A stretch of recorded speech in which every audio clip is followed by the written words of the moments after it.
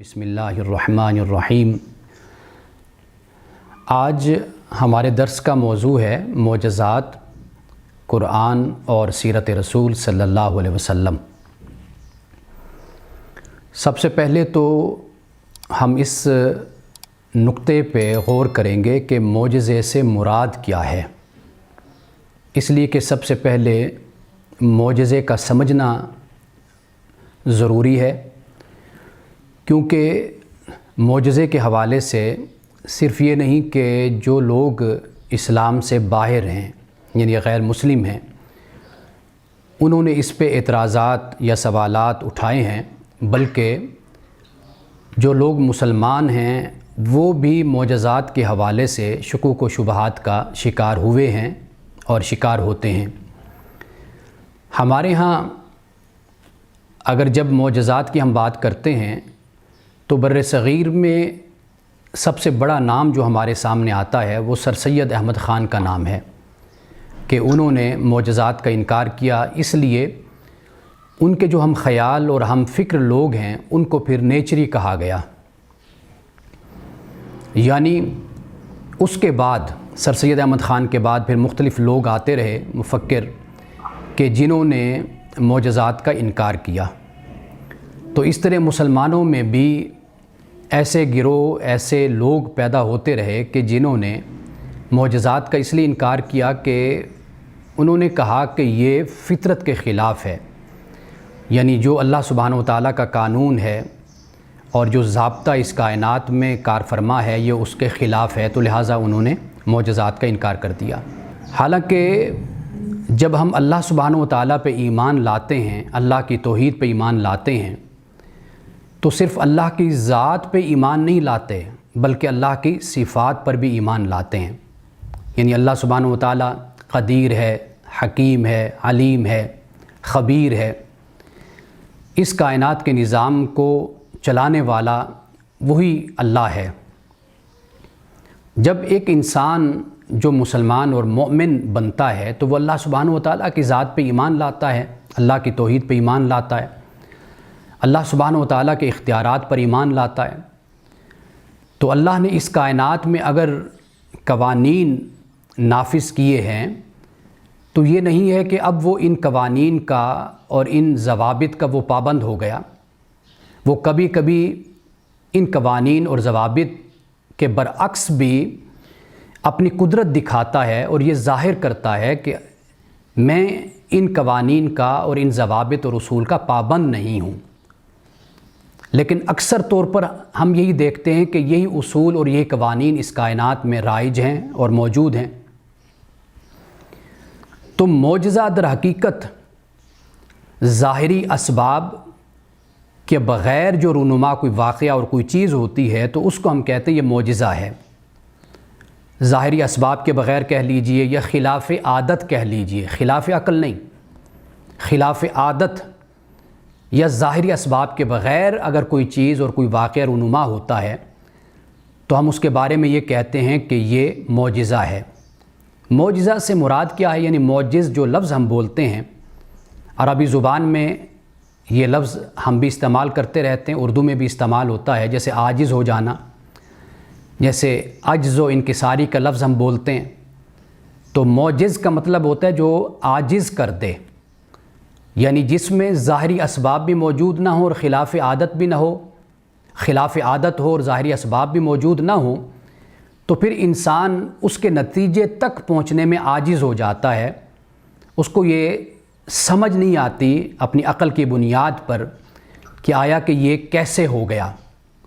तो इस वजह से इसको मोजज़ा कहा जाता है। लोग मोजज़े का इनकार इसलिए करते हैं कि लोग सबब और मुसब्बब को देखते हैं, जिसे कॉज़ एंड इफ़ेक्ट हम कहते हैं। यानी मिसाल के तौर पर आग है तो आग का काम क्या है? जलाना। आग क्या है? ये सबब है, ये कॉज़ है। और जलाना क्या है? ये मुसब्बब है, ये इफ़ेक्ट है आग का। हज़रत इब्राहीम अलैहिस्सलाम को जब आग में डाला गया, आग नमरूद में, तो आग ने हज़रत इब्राहीम अलैहिस्सलाम को नहीं जलाया। तो अब यहाँ पर हज़रत इब्राहीम अलैहिस्सलाम का ये मोजज़ा रूनुमा हुआ। अब जब لوگوں کو یہ سمجھ نہیں آئی اور سبب اور مسبب کا پیدا کردہ قانون کہ اللہ سبحانہ و تعالیٰ اکثر طور پر یعنی کثیر الوقوع ایسا ہی ہوتا ہے کہ جہاں پر سبب موجود ہوتا ہے تو وہاں پر مسبب ہوتا ہے، یعنی جہاں پہ کاز ہوتا ہے وہاں پہ ایفیکٹ ہوتا ہے، جہاں ایفیکٹ نظر آتا ہے تو وہاں پر کاز موجود ہوتا ہے، اکثر طور پر تو ایسا ہوتا ہے۔ تو حضرت ابراہیم علیہ السلام کا یہ معجزہ جب دیکھا گیا کہ اس میں آگ تو ہے سبب لیکن جلانا نہیں ہے، تو پھر اس کا معجزے کا انکار کر دیا گیا اور پھر اس کی عقلی تعویل کرنے کی کوشش کی گئی، سائنٹیفکلی اس کو بیان کرنے کی کوشش کی گئی کہ حضرت ابراہیم علیہ السلام کو در حقیقت اس آگ نے نہیں جلایا، اس کے کیا کیا اسباب عقلی طور پر تعویلیں ہو سکتی ہیں وہ پھر اس کی تعویل کی گئی۔ لیکن ہم اس بات کو بھول جاتے ہیں کہ یہ اکثر اس طرح ہونا یہ تو رب کا نظام ہے، لیکن اس کے اختیار میں ہے، اس کی قدرت میں ہے، وہ چاہے تو اس کو تبدیل بھی کر دے۔ معجزات کا ایک اور پہلو بھی ہے، اس کو بھی مد نظر رکھیے، میں اس کے بعد قرآن مجید کی طرف آؤں گا۔ ایک اور پہلو وہ یہ ہے کہ ممکن ہے کہ ایک عمل، ایک فعل پیغمبر کی زندگی میں، پیغمبر کے زمانے میں وہ معجزہ ہو اور آنے والے وقت میں وہ معجزہ نہ رہے۔ یعنی مثال کے طور پر جیسے حضرت داؤد علیہ السلام کے ہاتھ میں اگر لوہے کا نرم ہونا ہے تو ہم یہ دیکھتے ہیں کہ وقت کے ساتھ ساتھ لوہے کو نرم کیا گیا اور اس سے صنعت وجود میں آئی، اس میں حرفت اس سے وجود میں آئی، اور پھر دنیا میں کیا انقلاب اس لوہے کے ذریعے سے ہوا۔ حضرت داؤد علیہ السلام کو اللہ سبحانہ و تعالیٰ نے یہ قدرت عطا فرمائی۔ اصل فاعل تو اللہ سبحانہ و تعالیٰ کی ذات ہے اور وقت مقرر بھی اسی کی طرف سے ہوتا ہے کہ کب وہ معجزہ رونما ہونا ہے، فاعل بھی وہی ہے۔ اب اس وقت کے لوگوں کے لیے تو یہ معجزہ تھا، لیکن ممکن ہے کہ آنے والے وقت میں یہ معجزہ نہیں رہا۔ اسی طرح حضرت ابراہیم علیہ السلام کا آگ میں جانا اور پھر آگ کا نہ جلانا، یہ اس وقت تو معجزہ کہلایا، لیکن آج ہم دیکھتے ہیں کہ وہ خلا نورد جو خلاؤں میں جاتے ہیں، خلا میں جاتے ہیں، وہ ایک جسے ہم ایسٹروناٹ کا لباس کہتے ہیں، وہ کپڑے پہن کر وہ جاتے ہیں، تو اس لباس کو پہن کر اگر آگ میں جایا جائے تو آگ نہیں جلاتی۔ تو گویا کہ کوئی نہ کوئی طریقہ، کوئی نہ کوئی ایسی چیز وضع ہو گئی، ایجاد ہو گئی کہ جس نے یہ بتایا کہ آگ ایسے مواقع اور ایسے اسباب بھی ہیں کہ جن کی بنیاد پر آگ نہیں جلاتی۔ ویسے تو آگ کا کام ہے جلانا، یعنی آگ سبب ہے اور جلانا مسبب ہے، آگ کاز ہے اور جلانا ایفیکٹ ہے، لیکن ہم دیکھتے ہیں کہ آگ موجود ہے لیکن اس کا ایفیکٹ موجود نہیں ہے۔ تو اس طرح ایک پہلو یہ بھی مد نظر رکھا جانا چاہیے کہ ممکن ہے کہ پیغمبر کے دور میں وہ لوگوں کو عاجز کر دینے والا معجزہ ہو، وہ واقعہ ہو، وہ چیز ہو، لیکن آنے والے وقت میں وہ لوگوں پر واضح ہو جائے کہ جو پیغمبر نے اپنے دور میں دکھایا تھا وہ اس طرح بھی ممکن ہے اور اس طرح بھی ہو سکتا ہے۔ اب معجزات کی دو قسمیں ہیں۔ ایک تو معجزہ وہ ہے کہ پیغمبر نے دکھایا لوگوں کے تقاضے پر اور حجت تمام کرنے کے لیے۔ یہ بات بھی یاد رکھیے کہ ایسا نہیں ہوتا تھا پیغمبر کے زمانے میں کہ پیغمبر لوگوں کو اکٹھا کرتا پھرے کہ آؤ بھائی تم جمع ہو جاؤ، میں تمہیں معجزہ دکھاتا ہوں، میں ایک ایسی چیز تمہیں انہونی دکھاتا ہوں جس سے تمہیں پتہ چل جائے گا کہ میں تمہارا پیغمبر ہوں، مجھے اللہ نے تمہاری طرف بھیجا ہے۔ یا کسی گلی کے کونے پہ یا کسی چوک پہ یا کسی میلے پہ یا کسی جگہ پہ پیغمبر آواز لگاتا پھر رہا ہو، اعلان کرتا پھر رہا ہو، آؤ اکٹھے ہو جاؤ، میں تمہیں ایک تماشا دکھاتا ہوں، ایک ایسی چیز دکھاتا ہوں جو ما فوق الفطرت ہوگی، تمہاری عقل سے ماوراء ہوگی۔ ایسا کبھی پیغمبر نے نہیں کہا۔ پیغمبر کب معجزہ دکھاتا ہے؟ کہ جب حجت تمام کرتا ہے یا جب لوگوں کی طرف سے تقاضا بڑھ جاتا ہے، لوگ تقاضا کرتے ہیں، تو اس بنیاد پر پھر پیغمبر معجزہ دکھاتا ہے۔ اور جیسا کہ میں نے پہلے یہ عرض کیا کہ اللہ سبحانہ و تعالیٰ ہی اس کا فیصلہ کرتا ہے کہ کب معجزہ دکھانا ہے اور کس وقت دکھانا ہے، ایک یہ بات۔ اور دوسرا یہ کہ اس کا فاعل اصل میں اللہ ہی ہوتا ہے، یعنی اس کے پیچھے اللہ سبحانہ و تعالیٰ کی قدرت اور اس کی طاقت اور اس کا فعل کار فرما ہوتا ہے۔ اور دوسری صورت جو معجزے کی ہوتی ہے وہ یہ ہوتی ہے کہ اللہ سبحانہ و تعالیٰ اپنے انبیاء کی مدد اور نصرت فرماتا ہے۔ وہ جو مدد اور نصرت ہوتی ہے وہ ایک معجزے کی صورت میں سامنے آتی ہے۔ حضرت نوح علیہ السلام کی اللہ سبحانہ و تعالیٰ نے مدد کی۔ آپ دیکھیے کہ کشتی کو بنایا گیا، پھر کس طرح سب لوگ ڈوب گئے اس خطے کے، اس ٹکڑے کے، زمین کے، لیکن حضرت نوح علیہ السلام سلامتی کے ساتھ، اور جو آپ کے پیروکار اور متبعین تھے ان کے ساتھ آپ کنارے پہ جا لگے۔ اسی طرح تمام انبیاء علیہم السلام کو آپ دیکھ لیجئے کہ کس طرح اللہ تعالیٰ نے حفاظت کے ساتھ ان کو کفار و مشرکین سے نجات عطا کی، ان کی حفاظت فرمائی۔ حضرت موسیٰ علیہ السلام کے حوالے سے ہم پڑھ کر آئے کہ اللہ نے ان کی مدد اور نصرت یہ فرمائی کہ جب دریا پہ پہنچے اور راستہ دریا نے بنا دیا، آپ درمیان میں پہنچے، اس کے بعد کنارے پہ پہنچے، ادھر سے فرعون اپنے لشکر سمیت دریا میں داخل ہو چکا تھا، اس لیے کہ قرآن بیان کرتا ہے کہ بالکل خشکی کا راستہ بن گیا تھا، دو لہروں نے راستہ بنا دیا تھا۔ حضرت موسیٰ علیہ السلام کنارے پہ پہنچے، ادھر سے فرعون اپنے لشکر کے ساتھ دریا کے درمیان میں پہنچا اور پھر پانی مل گیا۔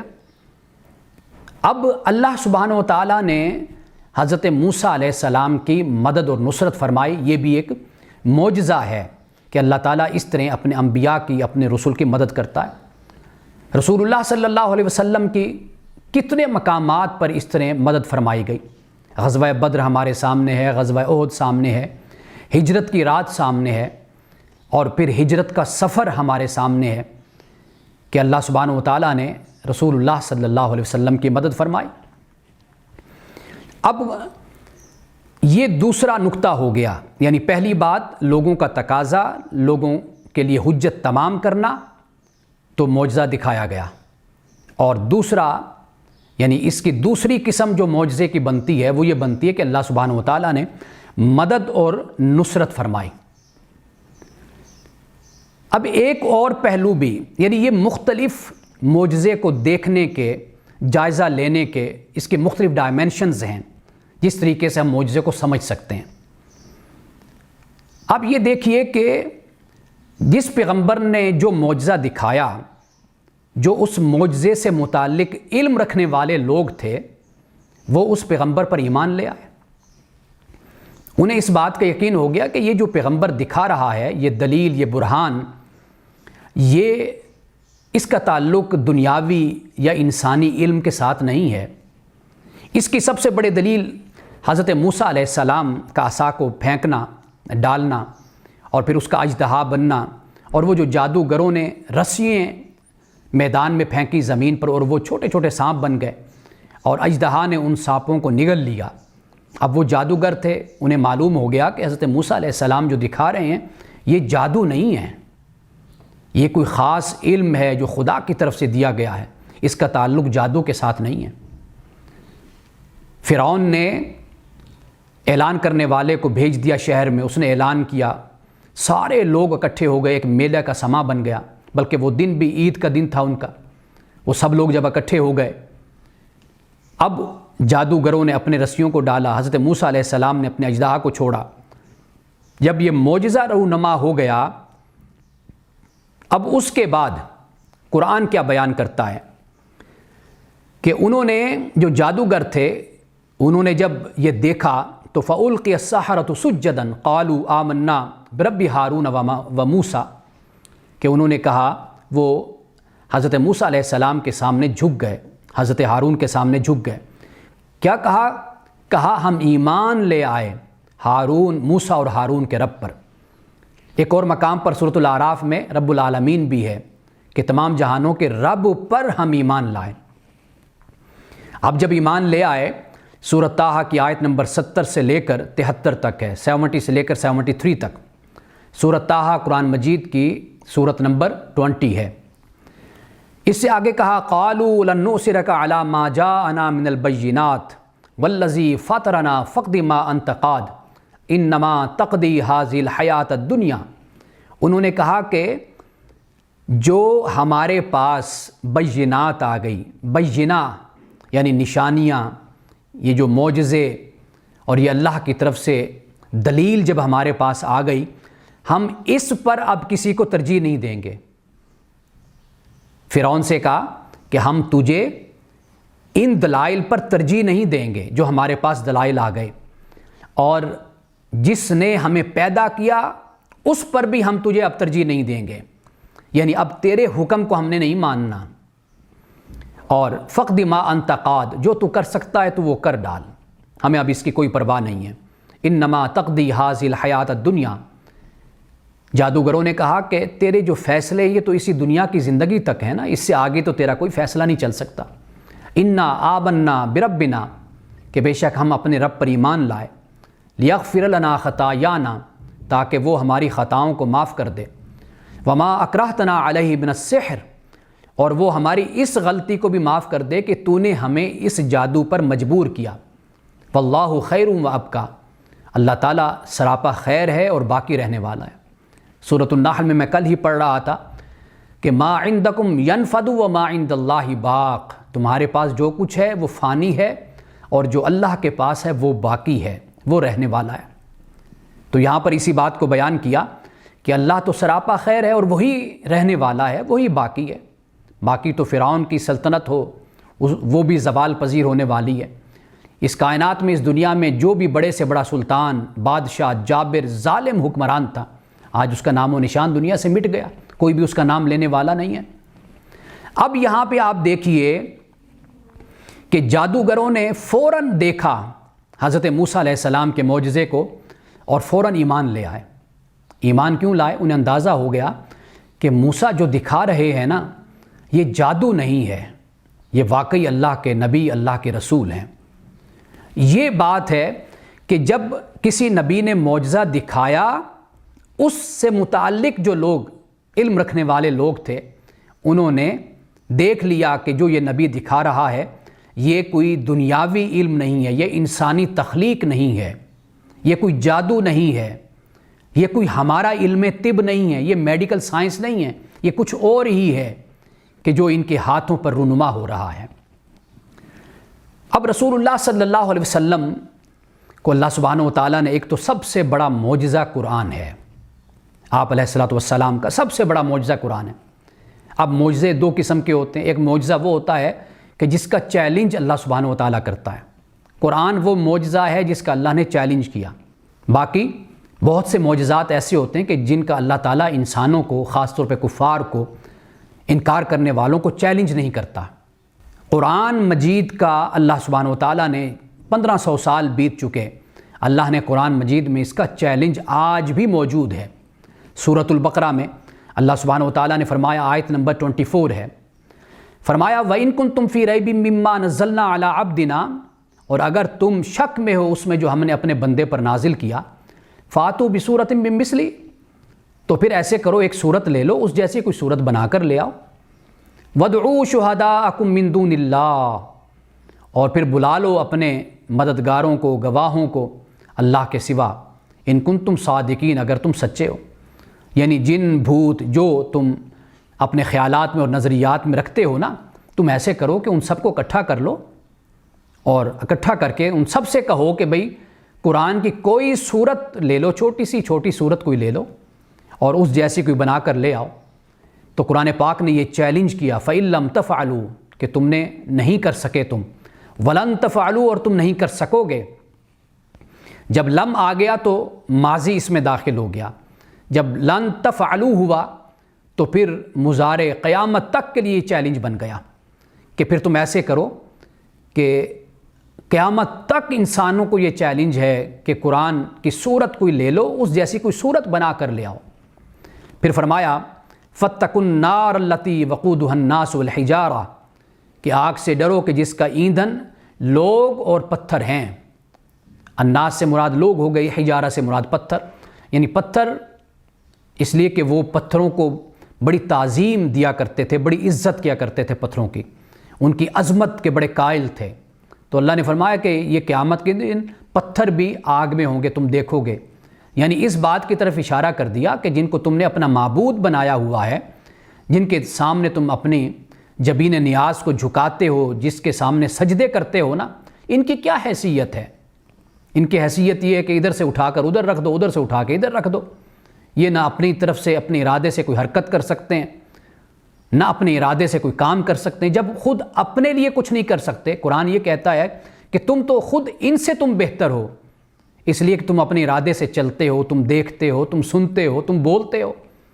نہ یہ سنتے ہیں، نہ یہ دیکھتے ہیں، نہ یہ بولتے ہیں، نہ اپنے ارادے سے چل سکتے ہیں۔ فرمایا کہ جو ان کی پوجا کرنے والے ہیں، ان کی پرستش کرنے والے، وہ ان سے تو زیادہ اختیار رکھتے ہیں۔ اعدت للکافرین، یہ کافروں کے لیے تیار کی گئی ہے۔ کافروں سے مراد کیا ہے؟ کہ جو اپنے کفر پر بضد ہیں،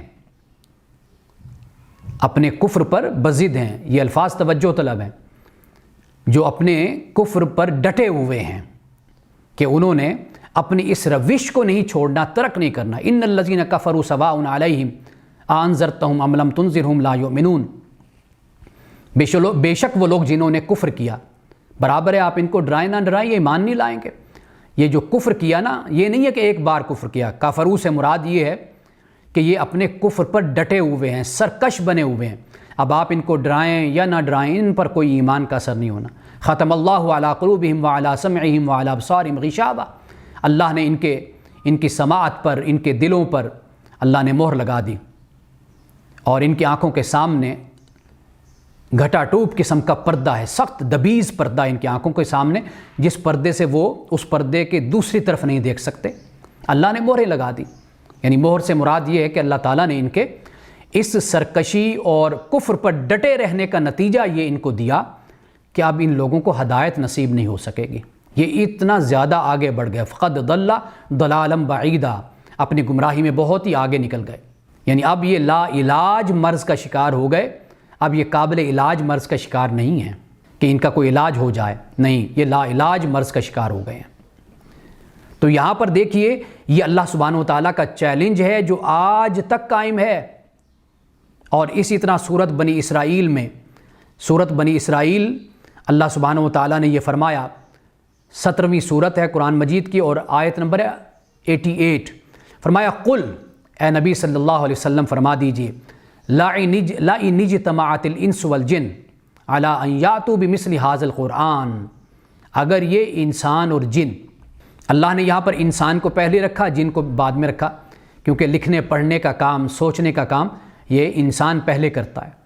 اور جہاں پر طاقت اور قوت کی بات ہوتی ہے، اللہ سبحانہ وتعالیٰ وہاں پر جن کو پہلے رکھتا ہے اور انسان کو بعد میں رکھتا ہے، اس لیے کہ وہ قوت اور طاقت رکھنے والی مخلوق ہے۔ انسان سوچ و بچار کرنے والی، تدبر تفکر کرنے والی، لکھنے پڑھنے والی مخلوق ہے۔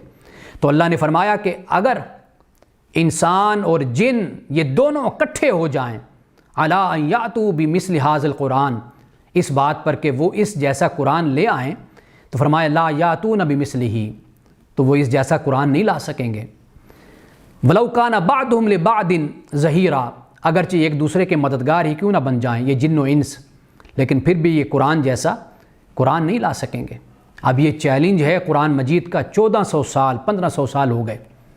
اگر کسی نے کوئی حرکت کی تو بڑی مضحکہ خیز قسم کی حرکت کی۔ مثال کے طور پر ہندوستان کے ہی ایک صاحب ہیں، انہوں نے کہا کہ جی میں نے دیکھ لو، میں نے قرآن جیسا قرآن بنا لیا۔ اب بسم اللہ الرحمن الرحیم ہے، تو انہوں نے بسم اوم کر کے آگے پھر کچھ اپنی طرف سے کچھ صفات، اور وہ بھی صفات جو قرآن پاک سے لے لیں، یعنی ایٹریبیوٹس اللہ سبحانہ وتعالیٰ کی، وہ بھی 2-3 قرآن پاک سے لے کر بسم اوم کر کے آگے پھر وہی صفات لگا دی۔ یعنی یہ ایک مضحکہ خیز صورت بن جاتی ہے اللہ سبحانہ وتعالیٰ کے چیلنج کو نہ سمجھنا کہ اللہ کیا فرما کیا رہا ہے یہاں پہ، اللہ کا مقصود کیا ہے یہاں پر۔ اللہ کا مقصود قرآن مجید سمندر ہے، سمندر، اس کے کوئی کنارے نہیں ہیں، اس کی کوئی گہرائی ماپ نہیں سکتا۔ عرب کے بڑے بڑے شعراء انگشت بدندہ ہو گئے اور شاعری چھوڑ دی یہ کہہ کر کہ قرآن نازل ہو گیا، اب اس کے بعد ہم کیا حکمت کے موتی بکھیریں، ہم کیا فصاحت و بلاغت کا کلام لکھیں جب قرآن نازل ہو گیا۔ رسول اللہ صلی اللہ علیہ وسلم کے پاس ایک کافر، جب ابو جہل، ابو لہب نے اس شخص کو بھیجا، کیونکہ وہ بھی بہت بڑا شاعر تھا، اس کو بھیجا کہ جاؤ رسول اللہ صلی اللہ علیہ وسلم کے پاس جاؤ۔ وہ گیا تاکہ رسول اللہ کو لاجواب کر دو، جا کر قائل کر لو، بتاؤ ان کا کلام سنو، دیکھو کیا وہ بیان کرتے ہیں، تم بھی بتاؤ ان کو۔ رسول اللہ صلی اللہ علیہ وسلم نے قرآن مجید کے ایک مقام کی تلاوت کی، ابو جہل دور کھڑے دیکھ رہا ہے، ابو جہل بھی، ابو لہب بھی، دوسرے بھی، کہ رسول اللہ تلاوت کیے جا رہے ہیں اور اس کی آنکھوں سے آنسو گرنا شروع ہو جاتے ہیں، اور وہ اسی طرح خاموش ہو کر واپس آ جاتا ہے، اور آ کر ابو جہل کہتا ہے بھئی تمہیں تو بھیجا تھا کہ جا کر تم محمد کو لاجواب کرو، تم خود لاجواب ہو کر آ گئے۔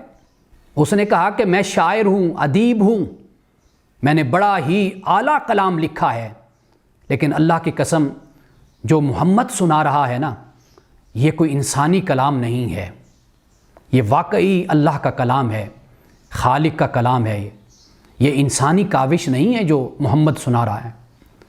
اب صورتحال یہ ہے کہ لوگوں نے، میں جب یورپ میں تھا تو وہاں پر بھی کچھ لوگوں نے مجھے کہا کہ یہ دیکھیں جی، یہ قرآن کے مقابلے میں فلاں صورت ہے قرآن پاک کی، سورۃ الزاریات ہے، جیسے سورۃ النازعات ہے، اب اس کے مقابلے میں دیکھیں جی یہ ایک صورت بنا کر انہوں نے بھیجی ہے کہ ہم نے قرآن کے چیلنج کو قبول کر لیا۔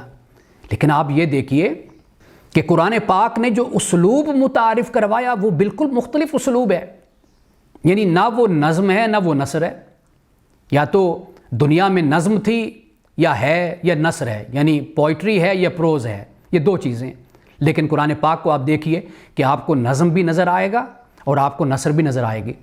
اور پھر یہ ہے کہ قرآن مجید کے نزول سے اس کائنات میں، اس دنیا میں ایک آدھی صدی کے اندر جن لوگوں نے قرآن پہ غور و فکر کیا، کتنے علوم وجود میں آ گئے، علوم اللسان وجود میں آ گئے، فقہ وجود میں آ گئی، حدیث وجود میں آ گئی، تفسیر وجود میں آ گئی۔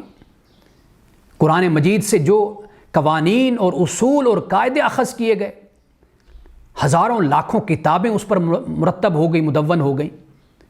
قرآن مجید نے پوری ایک تہذیب کو جنم دیا، صحابہ، رسول اللہ صلی اللہ علیہ وسلم کی ذات، پھر اس کے بعد تابعین، تبع تابعین، مسلم تہذیب، اسلامی تہذیب وجود میں آئی۔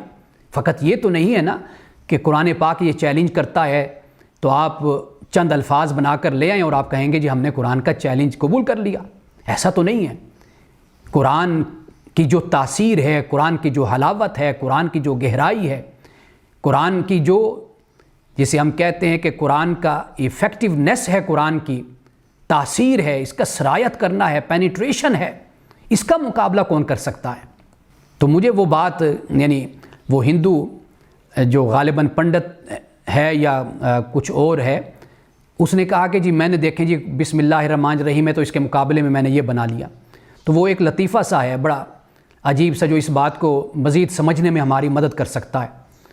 یعنی ایک شخص عدالت میں گیا، جب اس کو جج نے کہا کہ آپ جو کہہ رہے ہیں کہ آپ اس پر قرآن اٹھا سکتے ہیں، اب اس نے، وہ نادان اور بیوقوف انسان، وہ کہتا ہے کہ جی ہاں آپ مجھے دکھا دیں قرآن۔ جب قرآن دکھایا گیا تو کہنے لگا یہ ایک اس طرح کہ تو آپ 100-200 دے دیں وہ بھی اٹھا لوں گا میں۔ یعنی اس شخص کے ذہن میں یہ نہیں تھی کہ یہ میں گواہی میں نے دینی ہے، اگر میں غلط ہوں تو اللہ کا عذاب اور مجھے قیامت کے دن عذاب ہوگا۔ وہ یہ سمجھ بیٹھا تھا کہ وزن میں قرآن مجید کو میں اٹھا سکتا ہوں یا نہیں اٹھا سکتا، جج صاحب یہ کہہ رہے ہیں۔ تو وہ کہنے لگا کہ یہ ایک قرآن آپ اس طرح کے 100-200 لے ہیں وہ بھی میں اٹھا لوں گا، کوئی مشکل نہیں میرے لیے۔ تو اسی طرح جب اللہ سبحانہ و تعالیٰ چیلنج کرتا ہے تو یہ نادان یہ سمجھتے ہیں کہ بس اتنا ہی چیلنج ہے کہ بھئی قرآن کے الفاظ ہیں، تھوڑا سا ادھر ادھر کر لو۔ اچھا پھر یہ ہے کہ قرآن کی نقل کرتے ہیں، قرآن ہی سے الفاظ کو اٹھا لیتے ہیں، عربی زبان سے ہی اٹھا لیتے ہیں، قرآن سے ہی اٹھا کر قرآن ہی کے الفاظ کو آگے پیچھے کر کے کہتے ہیں کہ دیکھیں جی ہم نے قرآن کی آیت کے مقابلے میں ایک آیت بنا دی۔ بھی اللہ کے بندو، یہ جو پورا ایک علم ہے، پوری ایک حکمت ہے، یہ پوری ایک وحی ہے جو اللہ نے نازل کی ہے، اصل سوال تو یہ کہ اس کے مقابلے میں کچھ لاؤ نا۔ یہ جو حکمت بھری باتیں ہیں، اس میں معیشت ہے، اس میں معاشرت ہے، اس میں سیاست ہے، اللہ تعالیٰ نے پورا ایک پیکج انسانیت کے لیے نازل کیا۔ اصل بات تو یہ ہے کہ جو تم کلام بیان کرتے ہو یا تم نقل کرنے کی کوشش کرتے ہو، تمہارے اس کلام میں کہاں وہ گہرائی، وہ وسعت، وہ حکمت، وہ تعلیم، وہ تزکیہ، وہ پورا ایک پیراڈائم، وہ کہاں تمہارے کلام میں جو اللہ سبحانہ و تعالیٰ کے کلام میں موجود ہے؟ تو وہ نادان بالکل اسی طرح ہیں، اسی ملزم کی طرح ہیں جو عدالت میں کہتے ہیں کہ جی مجھے آپ قرآن مجید دکھا دیں، اٹھا سکا تو میں اٹھا لوں گا۔ یہ بھی یہی سمجھتے ہیں کہ قرآن مجید کی ایک آیت لے لی اور قرآن مجید سے ہی اللہ تعالیٰ کی صفات کو لے لیا اور چند الفاظ اٹھا لیے اور ایک آیت خود بخود اپنی طرف سے تشکیل دے دی، نہ اس کا کوئی معنی بنا، نہ اس کا مفہوم بنا، نہ اس کا کوئی پس منظر بنا، نہ اس میں کوئی تعلیم بنی، نہ اس میں کوئی حلاوت، نہ اس میں کوئی مٹھاس، نہ اس میں کوئی توجہ، اور نہ ہی اس میں کوئی شفقت، نہ ہی رب کے کلام کی کوئی ہیبت، نہ جلالت، نہ روب، نہ دبدبہ، کچھ بھی نہیں ہے۔ قرآن تو ایسا کلام ہے کہ جب انسان پڑھتا ہے تو اس کا دل دھلتا چلا جاتا ہے، صاف ہوتا چلا جاتا ہے۔ سیدنا فاروق اعظم رضی اللہ تعالیٰ عنہ کا میں اکثر حوالہ دیا کرتا ہوں، تو وہ ان کے بارے میں یہ بیان کیا جاتا ہے کہ صرف وہ نہیں کہ جب وہ اپنی بہن کے پاس گئے تھے، وہ نہیں بلکہ اس سے پہلے انہوں نے قرآن کو سنا تھا 2 مرتبہ، کہ جس سے سٹیپ بائی سٹیپ گریجولی وہ پھر ایمان کی طرف آئے تھے۔ کتنے لوگوں کو اس طرح ایمان نصیب ہوا کہ قرآن مجید کو انہوں نے سنا، قرآن کی تاثیر سے وہ مسلمان ہوئے، قرآن نے اثر کیا ان پر۔ تو اس لیے قیامت تک کے لیے جو اللہ سبحانہ و تعالیٰ نے چیلنج کیا ہے، اس چیلنج کو سمجھنے کی ضرورت ہے کہ وہ چیلنج کیا ہے۔ وہ چیلنج صرف یہ نہیں ہے کہ آپ نے قرآن ہی کی نقل کر کے چند الفاظ بنا کر پیش کر دیے، بلکہ قرآن مجید نے پورا ایک معاشرہ پیدا کیا، جنم دیا۔ قرآن مجید نے پوری ایک تہذیب جنم دی، اور قرآن مجید نے کتنے علوم اس کائنات میں پیدا کر دیے۔ قرآن پاک ماخذ بن گیا، مصدر بن گیا دنیا میں ان علوم کا، کہ آج بھی جو علوم اس کائنات میں نظر آتے ہیں، اب آپ یہ دیکھ لیجئے کہ مسلم سائنٹسٹ، مسلم سائنسدان کہ جنہوں نے قرون اولیٰ میں جو تحقیقات کی، جو کام کیا، جو ایجادات کی، اگر ان کے آپ جڑیں اور بنیادیں جا کر دیکھیں گے تو وہ ساری بنیادیں دور رسالت سے، اللہ کی وحی سے اور قرآن سے جا کر ملتی ہیں۔ یعنی مسلمانوں کو تدبر، تفکر کی طرف، سنریہم آیاتنا فی الآفاق، اللہ پاک کہتا ہے کہ ہم انہیں اپنی آیات کو آفاق میں، کائنات میں دکھاتے ہیں۔ وفی انفسکم افلا تبصرون، کیا تم نہیں دیکھتے؟ کہ ذرا اپنے اندر غور کر کے دیکھو۔ یہ تدبر، تفکر ہی نے تو انسان کے لیے سارے دروازے کھولے، جس کی تعلیم قرآن دیتا ہے۔ تو یہ قرآن مجید رسول اللہ صلی اللہ علیہ وسلم کا سب سے بڑا معجزہ ہے۔ اور پھر اس سے آگے جب ہم قرآن مجید کھولتے ہیں، قرآن مجید کو پڑھتے ہیں، یہ بات یاد رکھیے کہ قرآن مجید میں بہت کچھ ایسا بیان ہے کہ وہ بیانات خود معجزے ہیں۔ قرآن پاک میں پیش گوئیاں موجود ہیں۔ یعنی مسلمان کے جب مکۃ المکرمہ میں، ابھی مسلمان وہاں پر مصائب و آلام سے گزر رہے تھے، کوئی تصور کر سکتا تھا کہ مسلمانوں کو یہ کامیابی ملے گی؟ جب یہ آیات رسول اللہ پر اترتی تھیں تو کفار و مشرکین مذاق بنایا کرتے تھے، استہزاء کیا کرتے تھے کہ بھلا یہ کیسے ہو جائے گا، یہ کیسے ہو جائے گا۔ اب مثال کے طور پر دیکھیے، صحابہ کرام کو، مسلمانوں کو اللہ سبحانہ و تعالیٰ نے اقتدار اور خلافت کی خوشخبری دی، اس کی پیشگوئی فرمائی۔ سورۃ النور ہے قرآن مجید کی 24ویں سورت ہے، اور اس کی آیت نمبر ہے 55۔ اس میں کیا فرمایا؟ وعد اللہ الذین آمنوا منکم وعملوا الصالحات، اللہ نے وعدہ کیا ان لوگوں سے، تم میں سے جو ایمان لائے اور اچھے کام کیے۔ یہ کون لوگ ہیں؟ یہ صحابہ ہیں۔ لیستخلفنہم فی الارض کما استخلف الذین من قبلہم، کہ زمین میں انہیں بھی اللہ اقتدار عطا کرے گا جس طرح ان سے پہلوں کو عطا کیا۔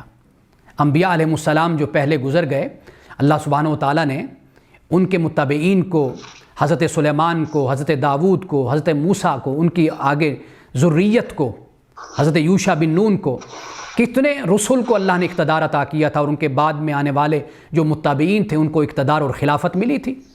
قرآن نے کہا کہ ان مسلمانوں کو، صحابہ کو بھی اسی طرح اقتدار ملے گا۔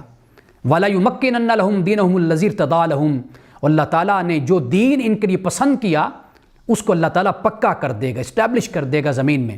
وَلَيُبَدِّلَنَّهُم مِّن بَعْدِ خَوْفِهِمْ أَمْنًا، اور ان کے خوف کو اللہ تعالیٰ امن میں بدل دے گا، کیونکہ مسلمان خوف کی حالت میں رہ رہے تھے۔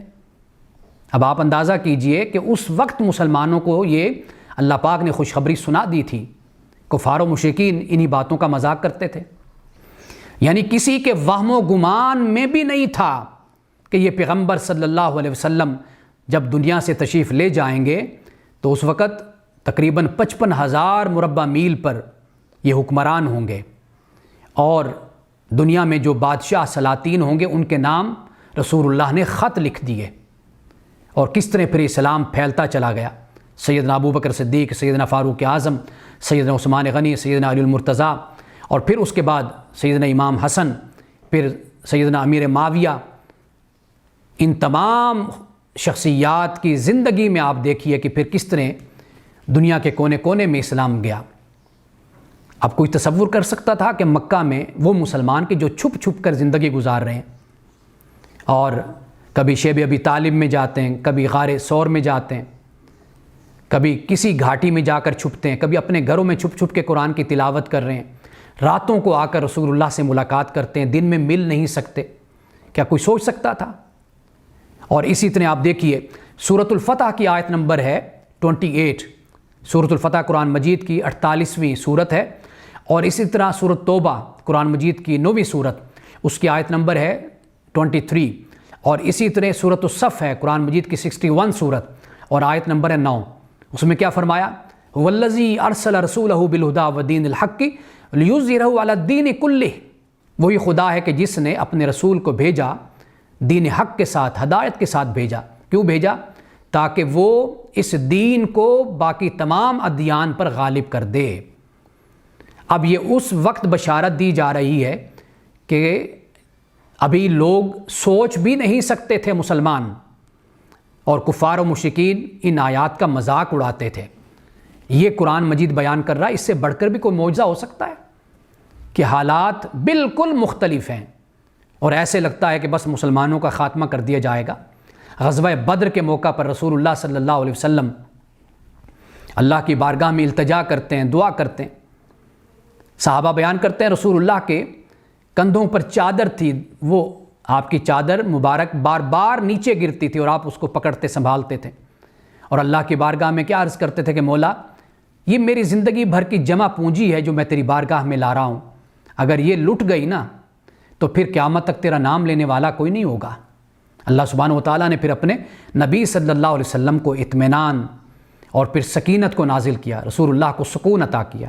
اب یہ بھی ایک دیکھیے پیشگوئی اور معجزہ ہے کہ پھر جب میدان بدر سجا، پھر آپ نے دیکھا کہ 313 مسلمان کہ جن کے پاس کوئی قوت نہیں، طاقت نہیں، اللہ سبحانہ و تعالیٰ نے پھر معجزہ اپنی قدرت کا پھر ظاہر کیا. 313 کو پھر کامیابی ملی، اور بڑے بڑے سردار غزوہ بدر میں انہوں نے جسے کہتے ہیں کہ دھول چاٹی، قتل کر دیے گئے. اب یہ قرآن پاک اس پیشگوئی کو کتنے سال پہلے بیان کر رہا ہے. اب اس سے آگے دیکھیے سورۃ الروم. آپ جانتے ہیں کہ پہلے لشکر روم کو شکست ہوئی تھی، اور پھر اس کے بعد تقریباً 10 سال کے اندر اندر روم کو پھر فتح نصیب ہوئی. اب یہ 10 سال کا عرصہ قرآن مجید نے بیان کیا ہے. سورۃ الروم قرآن مجید کے 21ویں پارے میں یہ سورت ہے، اور آیت نمبر ہے 2 اور 3. اس کا مطالعہ کیجئے. فرمایا غلبت الروم، روم مغلوب ہو گیا، فی ادنی الارض، قریب کی زمین میں، وہم من بعد غلبہم سیغلبون فی بضع سنین، اور پھر یہ غالب آ جائیں گے، ان کو غلبہ نصیب ہوگا بضع سنین میں، 10 سال کے عرصے میں، 10 سال سے نیچے اس عرصے میں ان کو فتح نصیب ہو جائے گی. للہ الامر، اللہ ہی کے لیے فیصلہ ہے، من قبل و من بعد، پہلے بھی اور بعد میں بھی. وَيَوْمَئِذٍ يَفْرَحُ الْمُؤْمِنُونَ، اور پھر اسی دن مومنین بھی خوش ہو جائیں گے، بنصر اللہ، اللہ کی مدد سے. يَنْصُرُ مَن يَشَاءُ، اللہ تعالیٰ مدد کرتا ہے جس کی چاہتا ہے. وَهُوَ الْعَزِيزُ الرَّحِيمُ، اور وہی غالب رحم کرنے والا ہے. وعد اللہ لا یخلف اللہ وعدہ، اللہ کا وعدہ ہے اور اللہ اپنے وعدے کے خلاف نہیں جاتا. ولیکن اکثر الناس لا یعلمون، لیکن اکثر لوگ نہیں جانتے. آپ اندازہ کیجئے کہ جب روم کو جب شکست ہوئی، کوئی تصور بھی نہیں کر سکتا تھا کہ یہ دوبارہ اٹھیں گے اور پھر اپنے دشمن کو شکست دیں گے، شکست فاش دیں گے. اب جب یہ قرآن مجید کی صورت، یہ آیت اتری تو کفار نے اس پر بھی بڑا مذاق کیا، ٹھٹھا کیا، استہزاء کیا. یہاں تک کہ ایک کافر نے حضرت ابو بکر صدیق سے کہا کہ اگر روم کو فتح حاصل ہو گئی نا تو میں تمہیں 10 اونٹ دوں گا، اگر فتح نہ ہوئی تو تم مجھے 10 اونٹ دینا. یہ شرط لگائی اس نے. غالباً اس کا نام ابی بن خلف آتا ہے. اس نے یہ شرط لگائی۔ سیدنا ابو بکر صدیق رسول اللہ کی بارگاہ میں حاضر ہوئے اور عرض کیا رسول اللہ یہ اس نے میرے ساتھ شرط لگائی۔ حضور نے فرمایا کہ نہیں، ایک تو قرآن مجید نے کہا بضع سنین یا 10 سال کا یہ عرصہ، قرآن نے کہا زیادہ سے زیادہ 10 سال کا عرصہ ہوگا اور اس میں روم غالب آ جائے گا۔ ایک تو آپ نے یہ فرمایا، آپ نے فرمایا کہ پھر 10 اونٹوں کی شرط نہیں لگانی، اگر شرط لگانی ہے تو پھر 100 اونٹوں کی شرط لگاؤ، یعنی 100 اونٹ اگر وہ جیتا تو تم دو اور تم جیتے تو وہ دو، اور اسے وقت یہ بتا دو 10 سال کا عرصہ ہے۔ سیدنا ابو بکر صدیق رضی اللہ تعالیٰ عنہ نے پھر جا کر یہ شرط لگائی، اور یہ بتا دوں کہ یہ شرط لگانا یہ حرمت سے پہلے کا واقعہ ہے، اور پھر حرمت کے بعد اس طرح کے شرائط سے منع کر دیا گیا۔ اب جب یہ شرط لگائی 10 سال کے عرصے کے اندر اندر 2 خوشیاں ملی، یعنی ایک تو قرآن پاک کی یہ پیشگوئی ثابت ہو گئی، یعنی 10 سال کے عرصے کے اندر اندر، یعنی جب غزوہ بدر اس موقع پر روم کو فتح نصیب ہو گئی، ایک تو یہ قرآن پاک نے اس کو بیان کر دیا، یعنی 10 سال سے ایک لمحہ بھی اوپر نہیں ہوا، اسی عرصے کے اندر اندر روم کو فتح حاصل ہوئی۔ اور دوسری کیا، غزوہ بدر میں اللہ تعالیٰ نے مسلمانوں کو فتح عطا کی، یہ خوشی کہ جس کی طرف قرآن پاک نے اشارہ کیا کہ وَيَوْمَئِذٍ يَفْرَحُ الْمُؤْمِنُونَ، کہ مومن بھی خوش ہو جائیں گے۔ مومن پھر اس طرح خوش ہوئے۔ 2 پیشگوئیاں کی اللہ سبحانہ وتعالیٰ نے، اور دونوں پیشگوئیاں اپنے وقت پر ثابت ہو گئیں۔ اب پھر اس کے بعد وہ کافر تو نہ رہا، لیکن اس کے بعد پھر جو اس کی اولاد تھی پھر انہوں نے اس شرط کو پورا کیا۔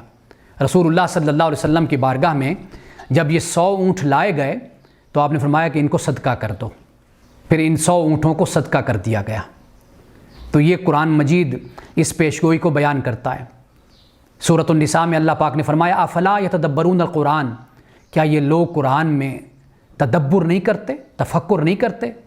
وَلَوْ كَانَ مِنْ عِنْدِ غَيْرِ اللَّهِ لَوَجَدُوا فِي اخْتِلَافًا كَثِيرًا، کہ اگر یہ غیر اللہ کی طرف سے ہوتا، اللہ کے علاوہ کسی کی طرف سے ہوتا تو پھر اس میں اختلاف کثیر ہوتا، کنٹراڈکشن ہوتا اس میں۔ چونکہ یہ اللہ کی طرف سے ہے تو لہٰذا اس میں کوئی کنٹراڈکشن نہیں ہے، کوئی ٹکراؤ نہیں ہے۔ یہ نہیں ہے کہ کہیں پر کوئی بات کہی گئی ہو اور دوسری جگہ پر اس کے الٹ کوئی بات کہی گئی ہو۔ یہ تو انسانی فکر ہوتی ہے۔ دنیا میں بڑے بڑے علماء، فقہا، اس لیے تو فقہا اپنی بات سے رجوع کر لیا کرتے تھے۔ اگر کسی مقام پر انہیں یہ معلوم ہوتا کہ ہماری یہ بات قرآن مجید کی کسی آیت کے مخالفت میں ہے یا کسی حدیث اور سنت کے مخالفت میں، وہ رجوع کر لیا کرتے تھے۔ اس لیے امام ابو حنیفہ رحمۃ اللہ تعالیٰ علیہ سے کئی قول روایت کیے جاتے ہیں، مروی ہیں، یعنی یہ بتایا جاتا ہے کہ آپ نے اس قول سے، آپ نے اس سے بھی رجوع کر لیا تھا، آپ نے اس قول سے بھی رجوع کر لیا تھا، آپ نے اس قول سے بھی رجوع کر لیا تھا۔ یہ انسانی فکر ہے، اور میں سمجھتا ہوں کہ یہ انسانی عظمت ہے۔ اگر ایک عالم، ایک مفکر اگر اپنی بات سے رجوع کر لے اور یہ کہے کہ میں پہلے یوں سوچتا تھا لیکن اب میں اپنی پہلی بات سے رجوع کرتا ہوں، اب میرا خیال یہ ہے، اب میں اپنی تحقیق سے اس نتیجے پہ پہنچا ہوں، یہ انسانی عظمت ہے۔ اور یہ اس بات کی بھی علامت ہے کہ انسان کی ذات مکمل نہیں ہے۔ انسان تحقیق کا سفر جاری رکھتا ہے، آگے بڑھتا رہتا ہے، اور اسی کوشش کو اور اسی کاوش کو جاری رہنا چاہیے، انسان کے رکنا نہیں چاہیے۔ اور اسی سے ہی قرآن پاک کہتا ہے نا کہ اللہ سبحانہ وتعالیٰ نے علم والوں کو ایک دوسرے پر درجہ عطا کیا ہے، وہ یہی ہے کہ علم والے یکسو ہو کر جستجو کے ساتھ آگے بڑھتے رہتے ہیں، تو یہ اللہ تعالیٰ ان کو فضیلت اور یہ درجہ اور مقام عطا کرتا ہے۔ تو قرآن پاک اس بات کو بیان کر دیتا ہے کہ یہ سب سے بڑا معجزہ قرآن ہے رسول اللہ صلی اللہ علیہ وسلم کا۔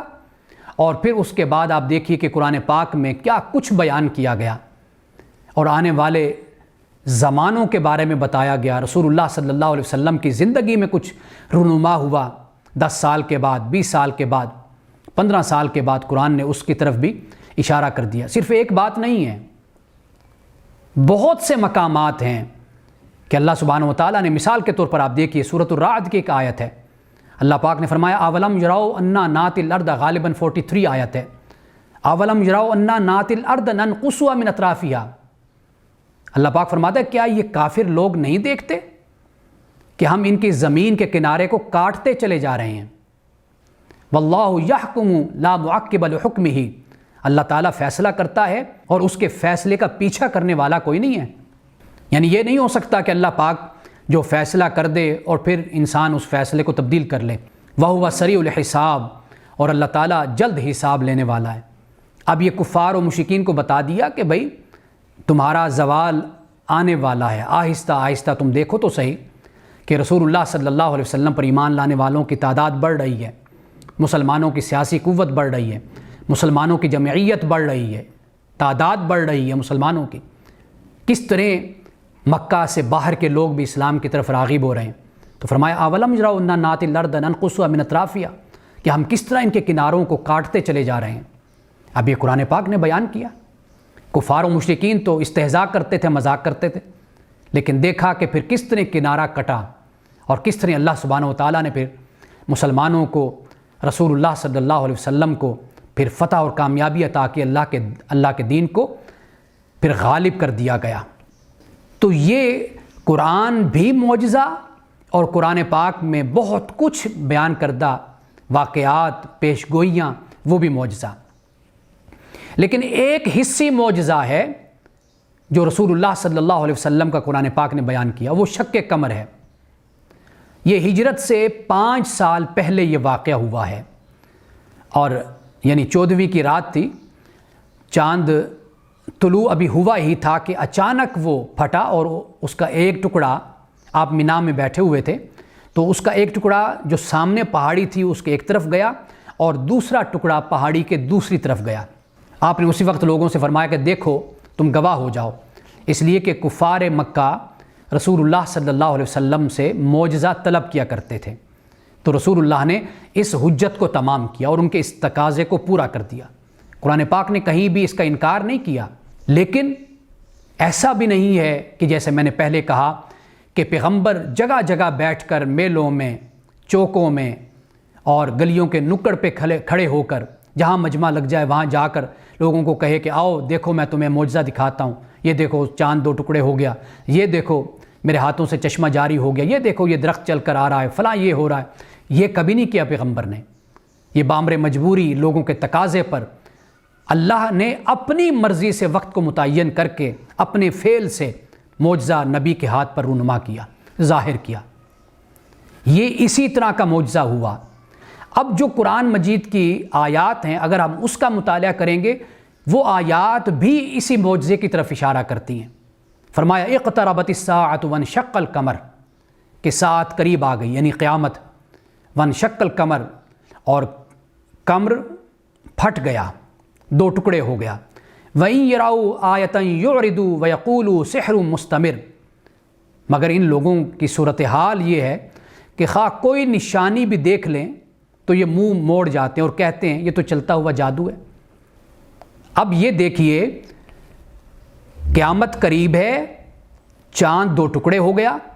اگر اس آیت کا تعلق، بعض لوگوں نے اس آیت کا تعلق جوڑا ہے قیامت کے ساتھ، لیکن قیامت میں تو اعراض نہیں کر سکیں گے نا. اگر نشانی ان کے سامنے ظاہر بھی ہو جائے گی، وہ دیکھ لیں گے نشانی کو، واضح بات ہے کہ نشانی دیکھنے کے باوجود وہ اعراض تو نہیں کر سکیں گے نا، یعنی ایوائڈ تو نہیں کر سکیں گے. اور وہ یہ تو نہیں کہہ سکیں گے نا کہ یہ تو چلتا ہوا جادو ہے. واضح بات ہے کہ یہ اس زمین پر ہی شق قمر کا واقعہ ہوا، یہ معجزہ دکھایا گیا، چاند 2 ٹکڑے ہوا، اسی زمین پر ہوا. تو انہوں نے اس سے اعراض برتا اور یہ کہا کہ یہ تو کھلا جادو ہے، یہ تو چلتا ہوا جادو ہے، یہ تو پکا جادو ہے جو یہ پیغمبر دکھا رہا ہے. اگر اس کا تعلق، اس آیت کا تعلق قیامت کے ساتھ جوڑا جاتا تو پھر یہ انداز، یہ اسلوب نہ اختیار کیا جاتا.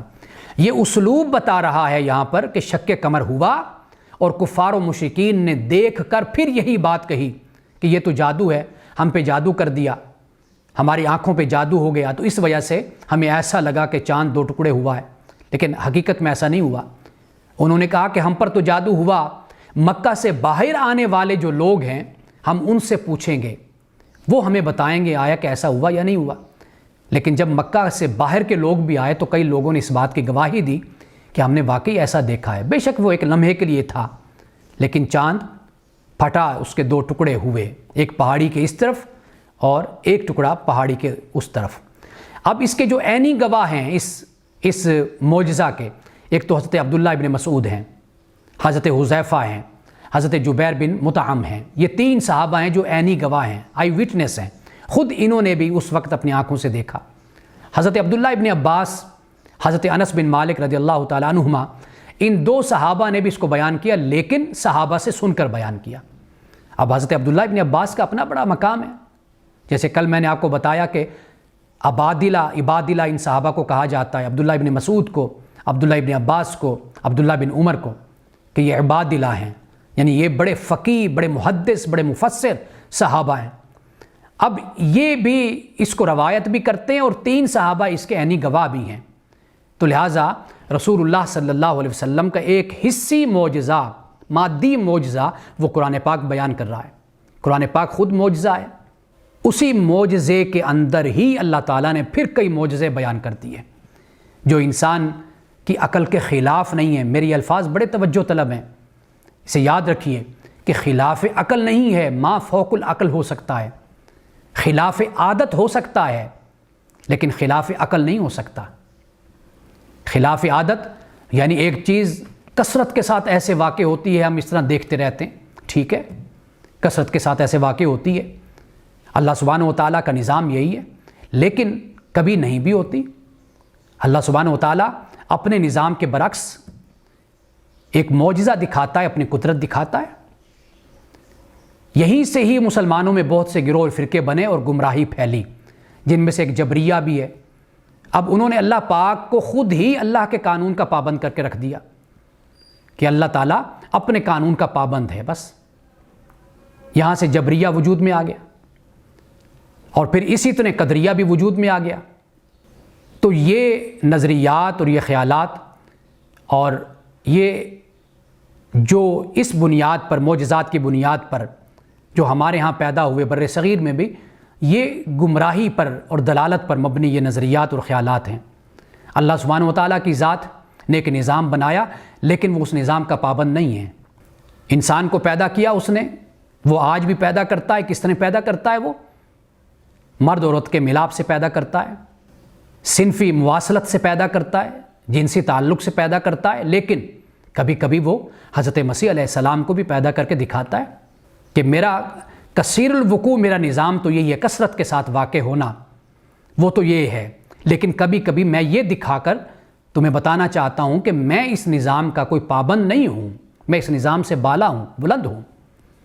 آپ کو میری یہ بات یاد ہوگی کہ جب کوئی خدا پر یہ دلیل مانگتا ہے اور کہتا ہے کہ اس کائنات کو، ہر چیز کو کوئی بنانے والا ہے، تو پھر رب کو بنانے والا کون ہے؟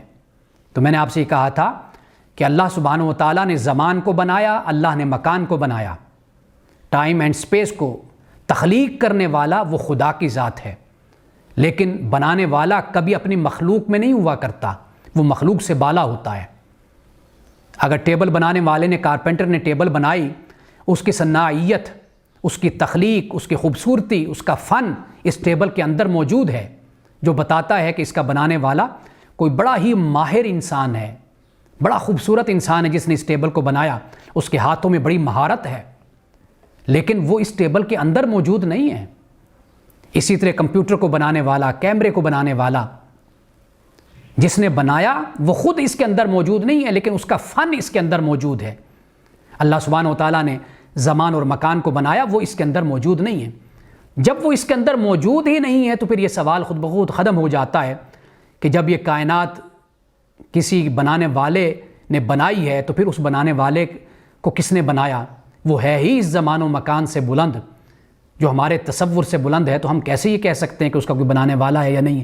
تو یہ بحث ہی خارج ہو جاتی ہے خود بخود ہی کہ جب زمان و مکان کو بنانے والا وہ ہے اور وہ زمان و مکان سے بلند ہے، اور ہمارے ادراک میں اور ہمارے احاطے میں اس کا تصور ہی نہیں آ سکتا، اس کی ذات ہی نہیں آ سکتی، اس لیے کہ ہماری سوچ، ہماری فکر، ہمارا تصور، ہمارا خیال، یہ سب کچھ زمان اور مکان کا پابند ہے، اور وہ زمان و مکان سے بلند ہے۔